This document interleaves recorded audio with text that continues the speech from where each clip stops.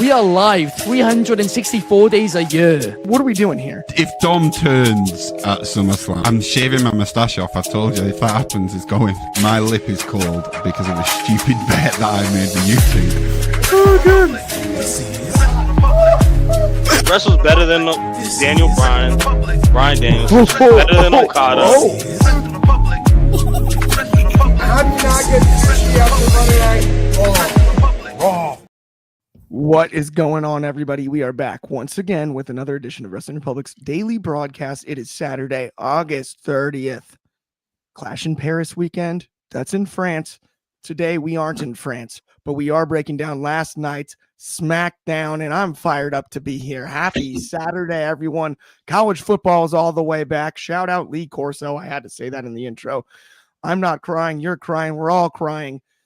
What a great college football day, but if you're a big wrestling fan, even better day because we got Clash in Paris tomorrow at 2 o'clock Eastern start time. It's going to be a blast. Let's break down SmackDown today, though. Let me introduce the panel to you, good buddies of mine as well. Let me send this first one out to Philadelphia, and that is still in Pennsylvania, to my co-host of Sold Separately, the man, the myth, the legend, Anthony Ricciardi. How are you? Happy Saturday, my friend.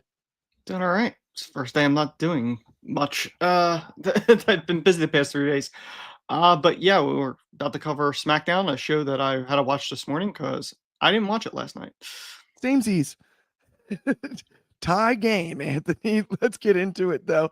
Absolutely. Let me talk, though, about another one, the always controversial, speaking of mans and myths and legends, all the way in Texas. We've got Ignacio in the building today. And I'm just going to warn you ahead of time, Ignacio, you still have your thing muted, but I'm going to toss it to you. I got it. Bonjour à tous de Houston.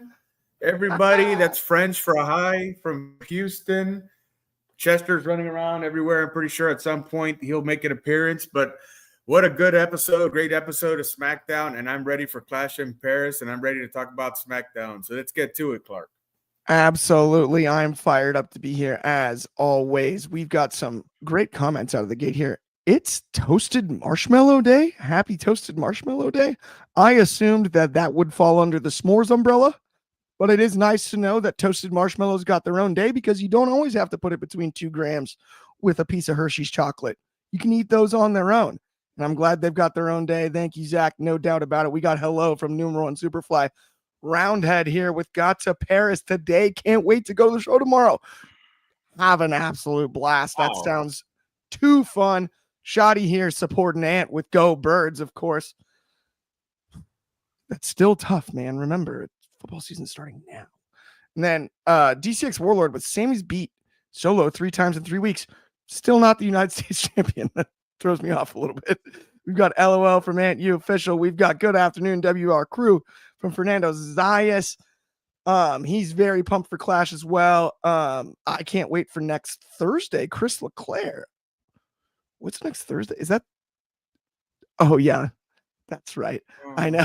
I love that. We have Clother 3 with Hi, can you shout me out on Instagram? Of course I can. Yeah. I'm hosting the show. Yeah, I can. Yeah. You get a shout out, monster shout out. In fact, but let's get into our first segment here. And speaking of segments, just like you, Anthony, I watched this one and I had to turn it off 2 times speed because I watched most of the show on 2 times speed.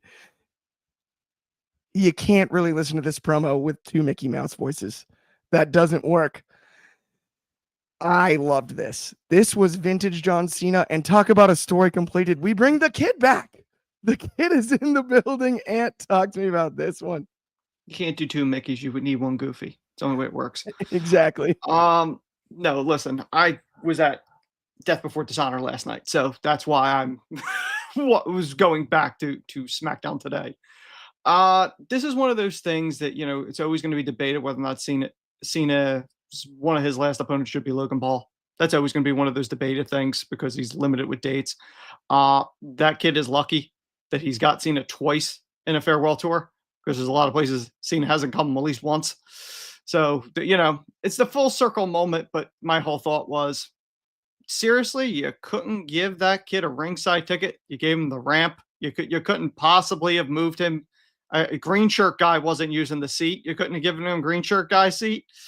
Cena on the mic, when he's against somebody that is, let's say, less experienced, that could be tricky, because one of the things Cena is very good at is cutting people down.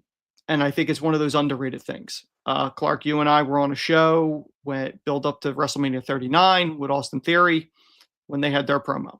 And I remember saying on this show, I don't think that even if Theory won, he could unbury himself.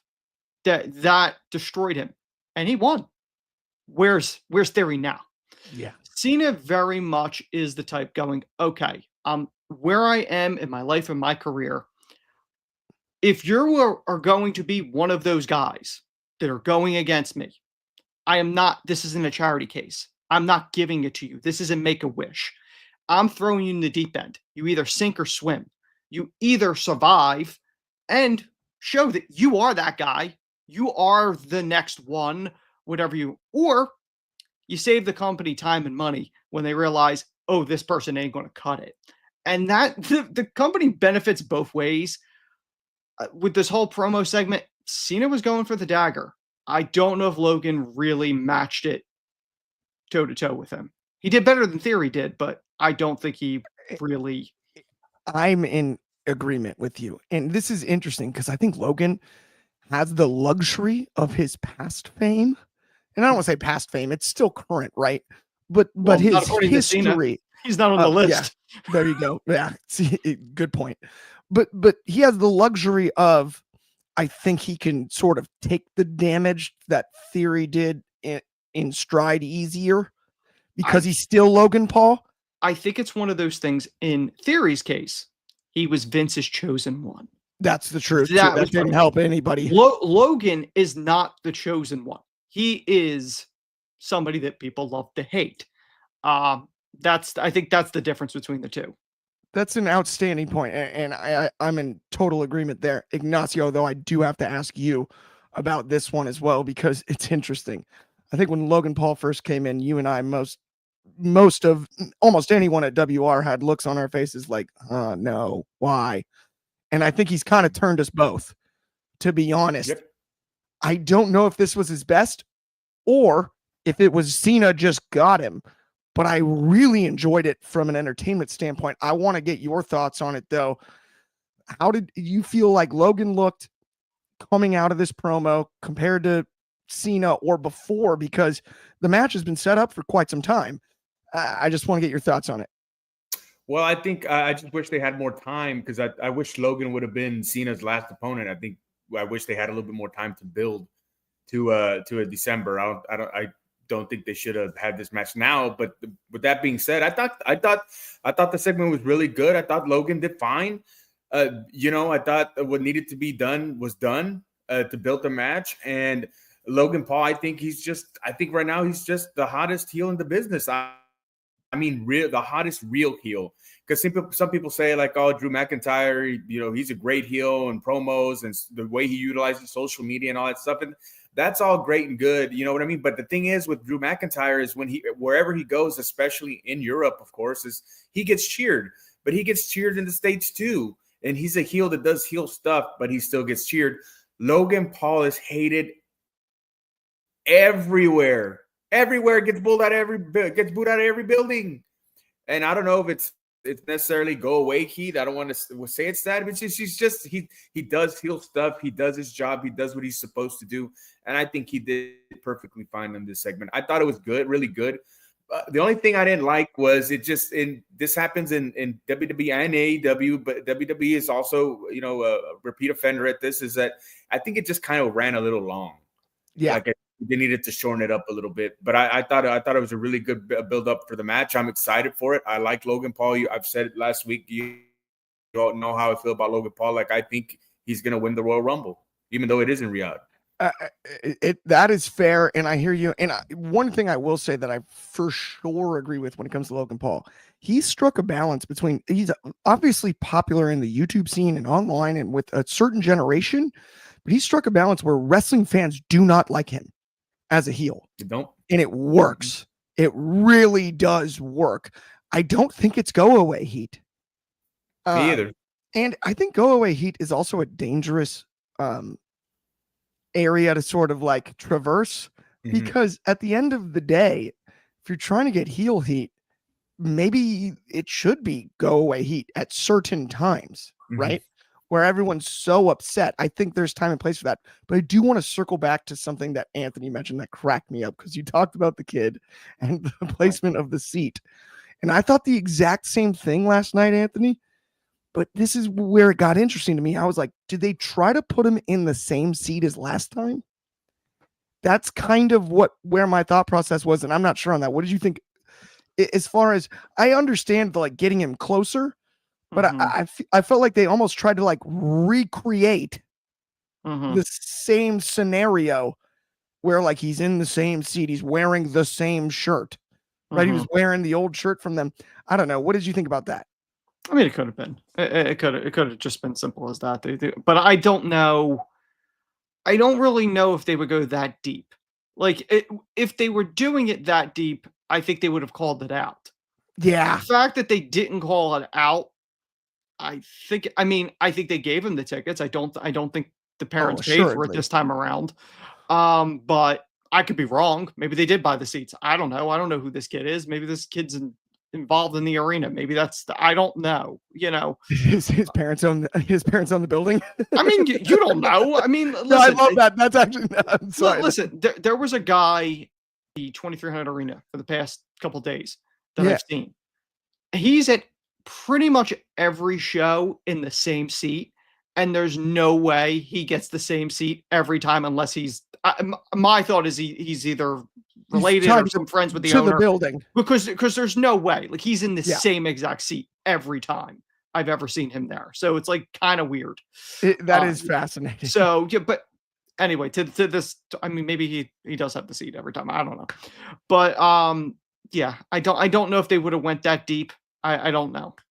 I'm wondering if because of how much it was used virally for clips and how much it took off, the fact that they had him in the exact same outfit, the kid, right? If this wasn't almost planned long ago, where it's like, look, we did this, so you get tickets. I think, well, first off, I don't think, you'd have to get him to sign an NDA if they would have pulled him aside like beforehand. Like, hey, by the way, in 6 months, we'll be back and you'll be doing this. What it could have been, and now that I'm thinking about it, if he was sitting in the front row, everyone would have saw him. The fact that he was in the aisle, most people probably wouldn't have saw him and wouldn't have made the connection of going, hey, it's that kid. He's here. He's back. Maybe. And again, that's just especially with the outfit. That's actually a really good. I'm same tinfoil hat time right here. Like I'm the same way. Like this, it seemed thought out, right? Like, but then at the same time, it also seemed organic in a weird way. It was hard to quantify. I am sure that kid was probably pulled aside backstage at some point. So this is actually kind of hysterical, by the way. DCX Warlord, shout out, friend of the show. WWE, this kid is a paid actor. Hey, listen, it's better than the kid winning a tag title at WrestleMania. That Nicholas! Still is, that's still besides. Nicholas is a one-time tag champ. To this day. I'm sorry, that makes me laugh every single time it's brought up. He just got his own figure. We covered it on Salt. He got an action figure. We covered it on Salt. Oh, wow. I think it was a build figure. I know it's a build figure, but he got an action figure. That's why it makes me laugh. I mean, good stuff. Let's move on to our next one here. So Kiana James loses in 6 seconds to via Schoolboy to Mia Yim. I guess she did try to use the bag, so I think the brick gimmick is coming back, which will tickle the other aunt. We have the aunt that may not be as stoked about Kiana James character arc here to cover this one, Anthony. Oh, what did you think? Squash time, 6 seconds. I'm afraid to say anything because it'll go longer than the match. You know, you blink, you missed it. You know, honestly, like seeing that after what I saw while SmackDown was airing night and day, I don't really care. This is one of those things that I guess the attempt. This was more about post match than it was match. Kiana James, I don't necessarily think. I think they view her as a manager. I don't really think they view her as a in-ring talent, if you will. Like, I mean, that tells me where you stand, where you're like, we're going to squash in 6 seconds. It's all about Julia and Michin. And, you know, the question is, okay, are they going to just job Michin out again for the U.S. title, or are you actually going to make her win? I don't know. The fact that Michin won this makes me think, yeah, she's going to be looking up at the lights with Julia. That's my guess. If it was the other way around, I'd be like, there's a chance, you know, if Kiana beat her at 6 seconds, you're like, okay, either they're, you know, messing with Michin again, or, you know, I don't know. It's 6 seconds of my life that I don't think I'll get back. I didn't know what to do with it myself. I couldn't agree more. Honestly, watching it, and I looked away for a second, missed it. I had to rewind that thing like 4 times because I kept missing. I'm like, what happened? Like, it was just too quick. And it's hilarious. We got a comment here from Chris Leclerc, 7 seconds. That if it was listen, shot clock. You had the chance to watch that match with 1 second to spare to get an Edge and Christian pose. It's is that or the no? truth, They did. or There what? was 5, 100%. and then they did 7 for a special. But either way, same difference. Absolutely unbelievable. Now, Ignacio, I'm gonna let you talk about this one too, but don't get yourself canceled on this. But I mean, it was bad, dude. No. Like, what was the point here? Well, I don't know. I'll talk about something else, not staying on the topic, but like I like Kiana James. I like what she did in NXT, and I think what hindered her there was that she got injured. But every time she's on camera, she owns the camera. Like, I think if they want to keep her as a manager, that's fine. But she needs some work in the ring. But I think they can get there. But I like the position she's in right now with Julia. I think it's a good match. You know, Julia, she's still learning English, you know, and stuff. So, but she's a good like filter for that. And as far as like Michin, well, okay, like Michin, she's a veteran, and you know she can help Julia get over in the ring. Or that's not that she needs help, but it's a good matchup, right? Because you want to get over the United States title, because we're still trying to make that relevant. That I didn't expect, and I couldn't agree more, Ignacio. Like, dude, and the pairing is perfect. I'll say this, like, to me, in my opinion, Kiana James, the way I've seen her perform on the camera on NXT and a little bit on SmackDown, the way she kind of owns her performance and she puts 100% into it, like, if they're not careful in the way they book her, eventually, if she does become an in-ring talent, she's like a talent that can eventually take away attention from Chelsea Green. Oh, ooh, that would be kind of interesting. Anthony, you're muted, but I know you are you trying to talk about no, this? I wouldn't go that far. No, I don't think. No, Chelsea's way over. But Kiana's not touching that anytime soon. But the mic for mic work, if Kiana can work to that point, I think it's worth it. Kiana could be scary to take Tiffany's spot more likely than Chelsea, if we're going to be perfectly honest. Oh, you know, that's a good point. But let's keep it rolling on the show, my friends. Let's talk about something else here. Let's talk about a man that was mentioned earlier, and that is Drew McIntyre. Ignacio, you obviously brought him up when we were discussing heels and Logan Paul and whatnot. We have it with Orton in the ring. Orton didn't attack McIntyre because of Cody or whatever. I don't know. I enjoy it, but Orton and McIntyre have had wars. Yeah. Their Hell in a Cell match was off the charts. It does feel a little bit like doing the laundry again. Do I dislike it? No. But I want to figure out where Orton and McIntyre are going from here. We got a cat run in. I love it. Yeah. But Ignacio, I'm going straight to you about this one. What were your thoughts on the segment? And what are your thoughts on the future for both McIntyre and Orton in this situation? Because it is an interesting conversation when it comes to their past, too. Mm-hmm. What's old is new again. But this is this is one of those feuds or rivalries that, you know, you can interject it at any time and it's going to be good because of the talent involved. You know what I mean? Like more McIntyre's shown what he can do on the microphone. He's built his character up pretty well since the last time him and Orton were feuding. And Orton just, you know, nowadays he's appreciated now more than ever.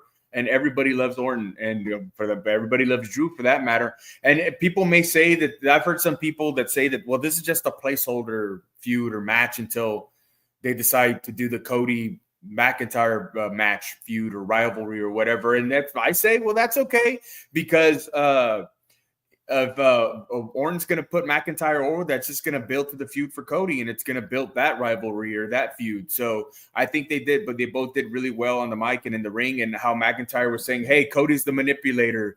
Cody's just pretending to be your friend and this and that. And, you know, but I mean, Orton's a manipulator too. So that kind of got you thinking, okay, wait a minute. I mean, eventually Randy Orton's going to try to work his way into this title picture too. So that's an angle that now you got to think about, well, maybe Randy's just trying to work his way against Cody eventually. You know, maybe that's the real angle that's being worked here.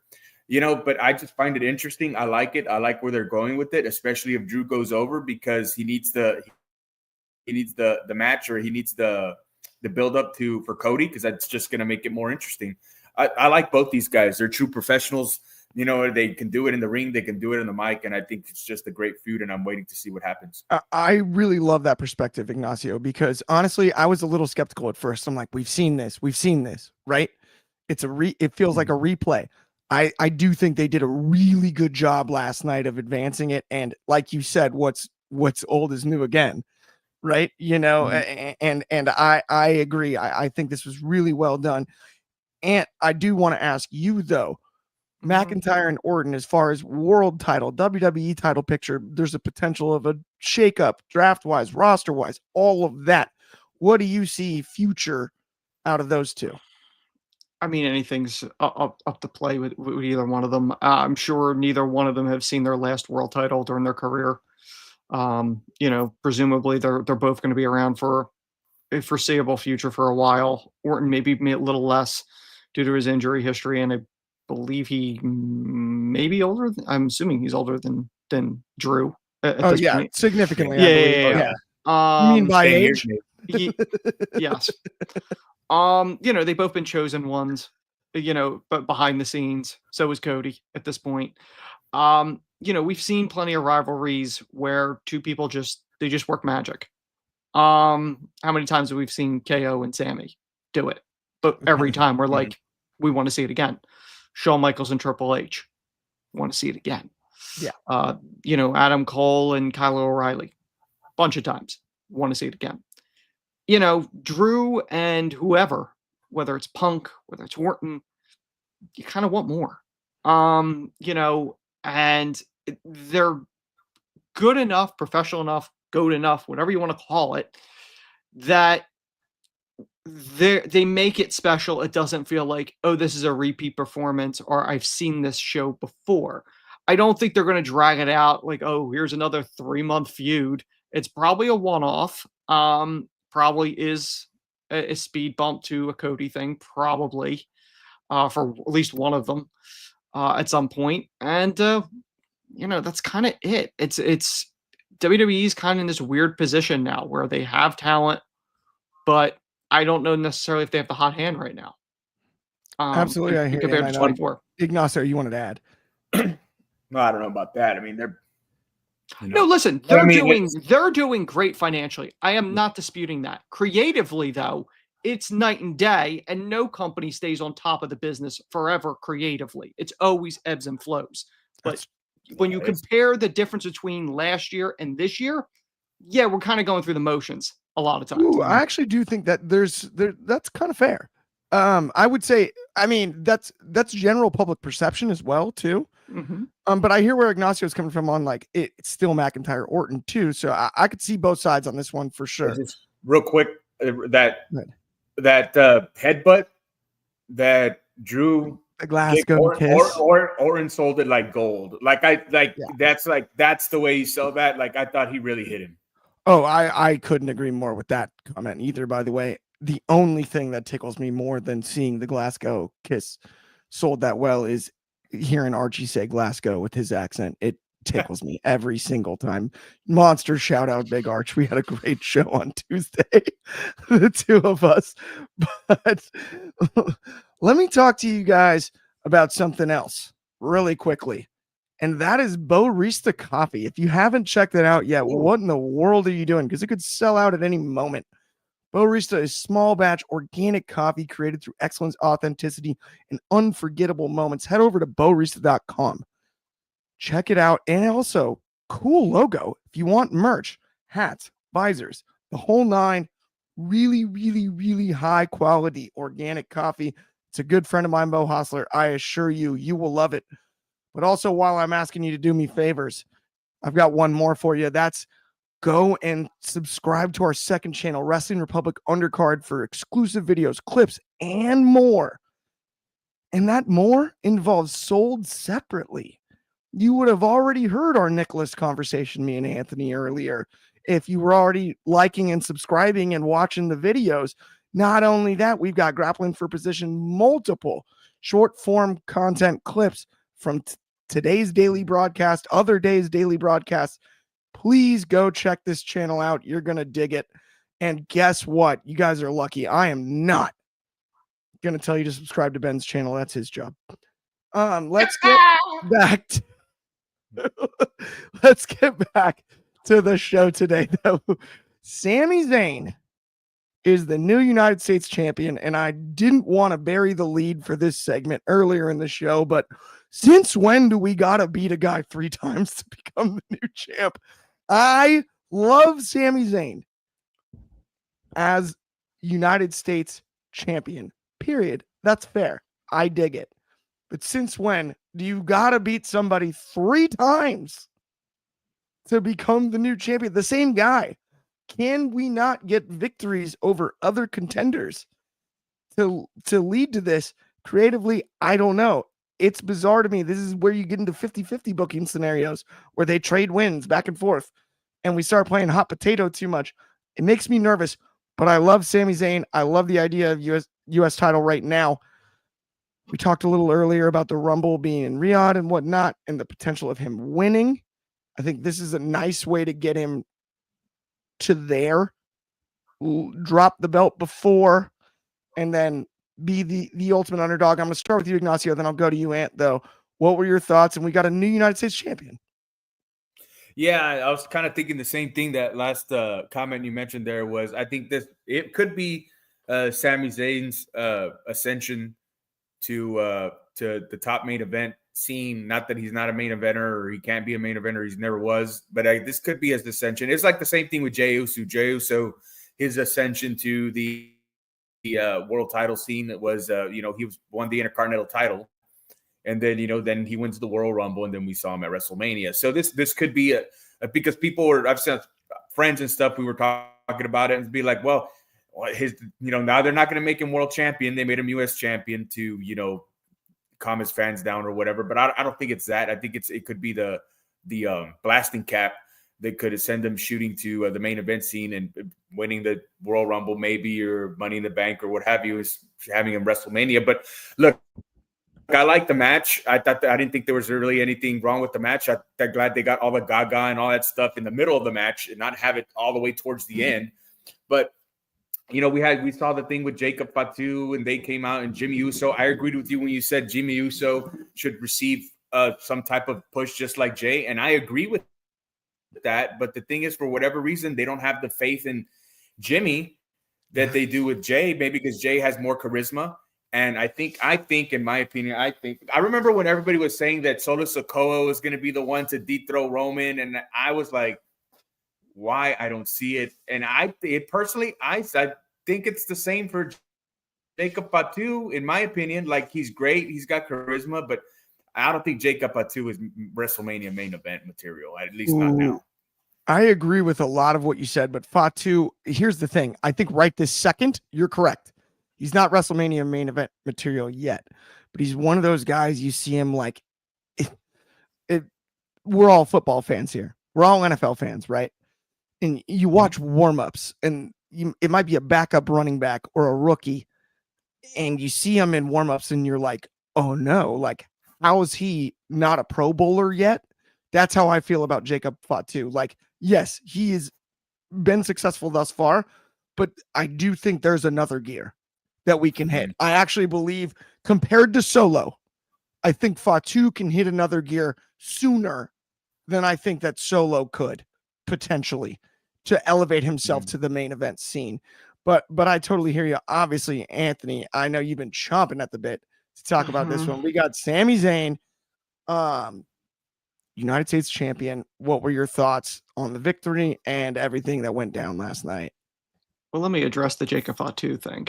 Jacob Fatu has that it factor. Clark, you told me you were at the Rumble with a buddy of yours. Doesn't really follow it, but he caught his eye.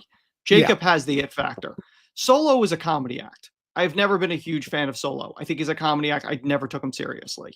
I feel like he was cosplaying Umaga a lot of times. But the sky's the limit for Jacob.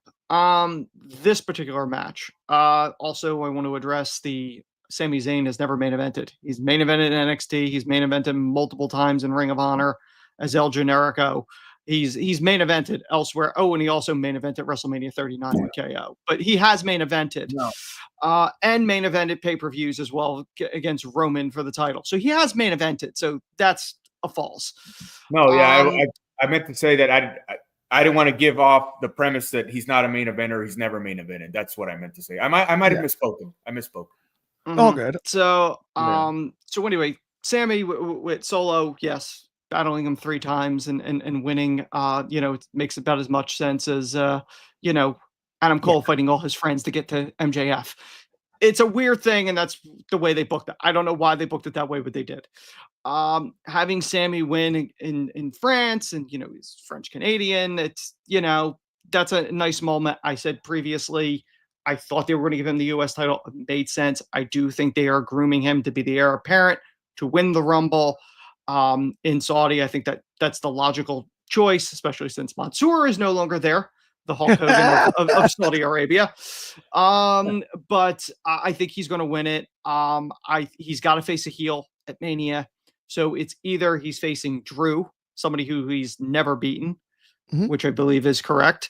That is absolutely accurate. From what I recall. So he's either facing Drew. Kick versus kick, too. Or we are getting Homelander Cody at some point, and that's the match. Either way, I think it's Sami against most likely Drew or Cody.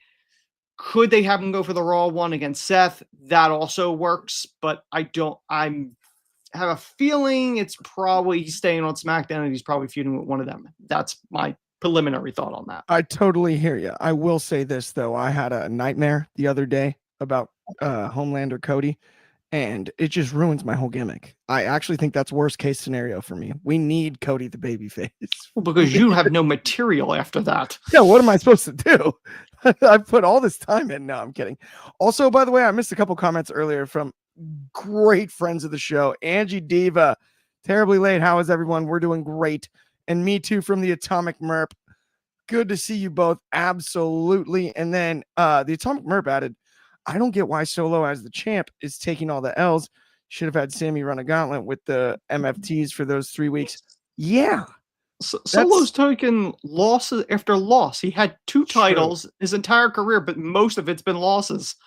We have an interesting comment here too from Andrea Levenstein, and I really appreciate this. Jacob was not ready, and turning him face didn't help. I feel like part of the reason to move Sami to SmackDown is to have him mentoring Jacob and maybe also Solo. That could be fair. She's also added 11-0 versus Drew. That's another nice streak for Sami to break. I mean, that would be pretty cool. I'm all over that. But let's get on to our final segment of this afternoon, morning, evening. Depends on where you are geographically speaking. And let's talk about the highlights of the night, my friends. We're going to go performer of the night, promo of the night, and match of the night. So I'm going to ask you to name all 3. I'll start with you, Ignacio. I'll go to you, Ant, and then we'll wrap this thing up in a tidy little bow and everyone get back to their regularly scheduled days. But Ignacio, I'll start with you. What was your performer of the night, segment of the night, and match of the night? Performer of the night, I think just Logan Paul. I think Logan Paul, I mean, he's just doing great heel work no matter where he goes or where he's at, what arena is at. I mean, he feeds the crowd. He feeds into the crowd, and he feeds off of their energy, and they feed off of his energy. He's just got a great dynamic with every crowd. Match of the night, of course, it's the Sami and Solo. Being no question. I mean, they had a good match. Something for everybody in there. And then segment of the night, I really like the interaction between Drew and Randy. It wasn't as long as the Logan Paul and John Cena. It was short, to the point. Everybody got their point across. It was very enticing. Drew McIntyre was very enticing and very antagonistic towards Randy Orton and try to feed his mind. I mean, Drew trying to manipulate Randy Orton is kind of comedic in a way, because Randy Orton is a master manipulator. So, yeah. So those are my three. Absolutely. I love it. 3 great picks. Anthony, what do you got on the docket for today? Okay, performer of the night, I got to go Sami Zayn. It was great visual to see him celebrate in France, winning one of the only 2 titles that he has never held, which was a world title in the U.S. So he's got the U.S. So it was a great moment. I love the visual segment, promo. I got to go Cena, Logan Paul. It was interesting watching Cena do the redemption tour with the kid and also completely bury Logan Paul. And we're going to wait and see whether or not Logan can dig his way out of that hole he just put him in. And match of the night, wasn't much competition. It ain't going to be the 6-second one. You got to go Sami and Solo. It was what it was. Was it the greatest match ever? No, but it checked all the boxes that it needed to check. I think that's totally fair. And I'm unfortunately about to probably be in almost exact agreement with both of you on a lot of these. So I'm going to go with, for myself, performer of the night. I'm actually going to give this one to Randy Orton for the Glasgow Kiss sell. I thought it was electric, and I'm going to give him the performer of the night because he deserves it. He's one of the best to ever lace up a pair of boots, and there's really no debate about that one. Segment / promo of the night. It's hard for me to deny Cena and Logan. I give both pretty much equal credit, and I think it's deserved. So John Cena and Logan Paul for segment / promo of the night for me. As far as my match of the night, shoot, I hate to be predictable out here, my friends, but it's obviously Solo and Sami. We didn't see a ton of bell-to-bell masterpieces last night. It did its job for what it was. Sami Zayn gets the win. The crowd gets to celebrate, and I enjoyed everything about that. This was a really cool SmackDown. Because it's the international crowd, it always feels unique to me, and I like that stuff. I don't think it was the greatest booked SmackDown, but I'm hoping that we're looking at some really good stuff coming up here over the next few months, including Palooza, obviously. Controversial, say what you will about that one. Love that. I haven't been able to say Palooza since I live in Chicago, but it just sounds so indie. It does. It's hilarious. It is. It was ECW. I know it was, but I mean, for WWE, it's a Palooza. Listen, WrestlePalooza is a lot better than Great Balls of Fire, which happened once, which was a surprising pay-per-view because that got us Joe and Brock. I forgot about Great Balls of Fire. That is such a good shout out. It was like they must have got the song and they were like, we got to do it. Great Balls of Fire. Go with that. Oh my. No, WrestlePalooza, it's a funny name. Lollapalooza, obviously, is one of the biggest music festivals in the world, though. So I get it. Anytime it's a Palooza, everyone's going to show up. And obviously, this one's a bit of a facial to a certain other company, AEW, when it comes to the timing and all of that and why and when. We'll get into that on another show, though. Obviously, thank you, everybody that's tuned in today no doubt about it. Please like and subscribe if you already haven't. Do the same thing for the undercard channel that I asked about earlier. On behalf of me, Anthony, Ignacio, also tune in tomorrow. It's not the same time in the same place, though, right? Because we're going to be live after Clash in Paris. So if you're watching Clash in Paris, just hang tight. You'll know when we're on. And I don't get to say 9 a.m. Hawaii, but I do want to shout out Hawaii, no doubt about it. Once again, thank you for tuning in. Have a great rest of your Saturday. We will see you tomorrow. We'll see you soon, and we'll talk soon. Peace.